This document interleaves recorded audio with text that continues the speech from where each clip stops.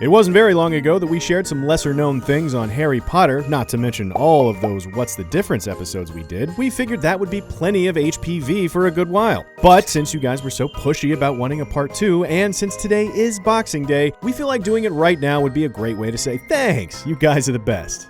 Except for the jerks. But most of you guys are the best. So here are 7 more things you didn't know about the Harry Potter movies. Probably. No Hogwarts without you, Hagrid. Let's start off with a thing about the gentle half-giant Hagrid. Making Hagrid look large when compared to the other characters was often just clever use of the camera and visual effects, but it was still kind of rough to actually play Hagrid. The Hagrid costume weighed about 90 pounds and would have to be as tall as 8 foot 6 inches practically in some shots. It was so cumbersome that they built a cooling system into it to mist down the actor inside, which only made it heavier, by the way. They'd also have to clear extra wide pathways for him to move around set and have special giant chairs for him to sit in between shots. Plus, it took 2 guys to play Hagrid, which is, boom, a bonus thing you didn't know. I shouldn't have told you that. Robbie Coltrane is the actor we see anytime we see Hagrid's face clearly, but for all of the long shots, the guy inside is named Martin Bayfield, and it's an animatronic Hagrid head on top. An animatronic Hagrid head that will be giving me night terrors from now on, by the way. So thank you. Moving on. Hagrid is just one of many things in Harry Potter that's larger than life. Another would be the waves crashing on Azkaban in these exterior shots. Sure, they obviously look really big, but you probably didn't know that based on scale, those waves are 250 feet tall. That's around 25 stories high. Just to give you some more perspective, the largest wave ever recorded was about 100 feet, so 250 feet is more than that, like by a whole lot. Yeah, that is some magic math for you. Moving on. The Dark Lord shall rise again.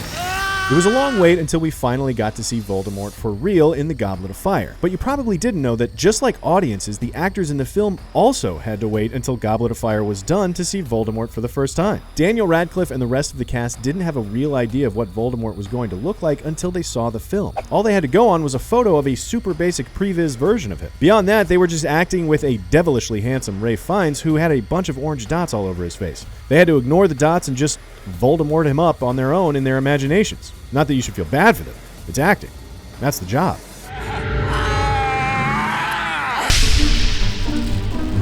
Voldemort's face may not have been real, but all of the drawings on the walls of the Burrow were. And they were not done by the art department. They were drawn by regular kids from a school nearby just a few minutes away from the studio. Which I guess means that all those kids can claim they did some of the production design on Harry Potter. Frankly, they'd be idiots not to. Production designer is a job title anyone could have assumed would be part of the Harry Potter team. But one job title you may not have thought of was wand choreographer. They needed someone to come up with the physical language of using the wands in battle scenes so that it was more than just, pointing. And make sure you get the twist of the wrist with the switch of the flip. Right side through.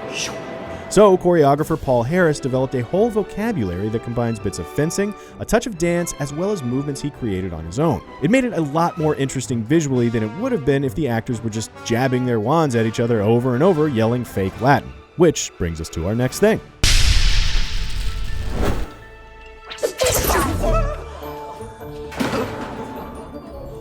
Thank you. Shut up. I let her do that. The spells that the witches and wizards cast in Harry Potter all have a distinctly Latin-y sound to them. What you may not know is there are a lot of legitimate Latin roots in those spells, because J.K. Rowling minored in classics when she was at the University of Exeter, so she actually studied Latin. When she started writing the Harry Potter books, she liked the idea that wizards would still be using Latin, and used it as a jumping-off point for the spells in Harry Potter, putting various twists on the original Latin words. Lumos Maxima! Take the wand lighting charm Lumos. It's derived from the Latin lumen, which means light, or the Cruciatus curse. Crucio! In Latin, crucio literally means pain or torture. Does anyone know how to say moving on in Latin? Oh, I'm sure you'll tell me down in the comments, you f***ing assholes. Eat slugs! let's end on a good old-fashioned Easter egg. In the Deathly Hallows Part 1, there's that scene where Harry, Hermione, and Ron apparate to a cafe. Well, one of the posters on the wall in the cafe is for the Broadway revival of Equus, which Daniel Radcliffe starred in back in 2007. The play made the news a whole bunch because people got to see Harry Potter's wand, if you know what I mean. And if you don't, I'm talking about his genitals, specifically his penis. I assume his balls, too. They're probably right in the same neighborhood. Seriously, though, he even waxed his asshole for it, which is, boom, a bonus thing you didn't really need to know, but there you go.